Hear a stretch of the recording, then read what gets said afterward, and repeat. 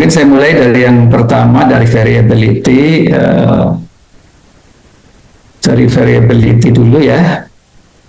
Ini yang paling sederhana. Dengan adanya variable renewable energy ini,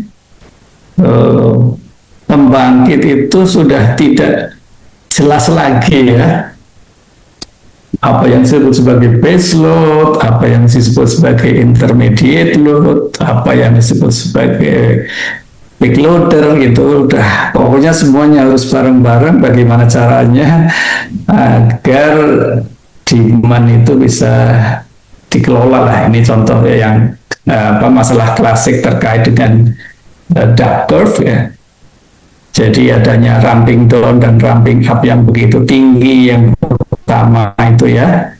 Kemudian adanya, kalau kita lihat lagi ini ramping up, yang ramping down yang begitu tinggi, kemudian ada ramping up pada waktu sore. Kemudian pada saat tertentu bahkan sumber energi itu lebih tinggi daripada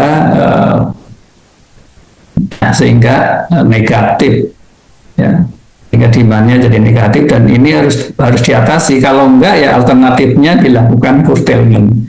Ini kan menjadi suatu curtailment menjadi salah satu masalah besar juga ketika curtail itu maksudnya tidak dimanfaatkan. Jadi energinya ada angin gitu, pembangkitnya siap gitu, tapi dibuang gitu, namanya tidak dikeluarkan dari sistem, itu maksudnya di curtail. Alternatif yang lain ya harus disediakan storage ya, karena itu mitigasinya ini cukup banyak yang perlu disiapkan ya. Pertama, terhadap ketidakpastian dari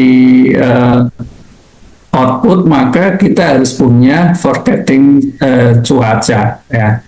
Jadi cuaca ini tidak hanya urusan BMKG nantinya, tapi juga urusannya PLN atau operation system harus punya forecasting cuaca. Gunanya untuk memprediksi output dari pembangkit ya, dari pembangkit masing-masing ya.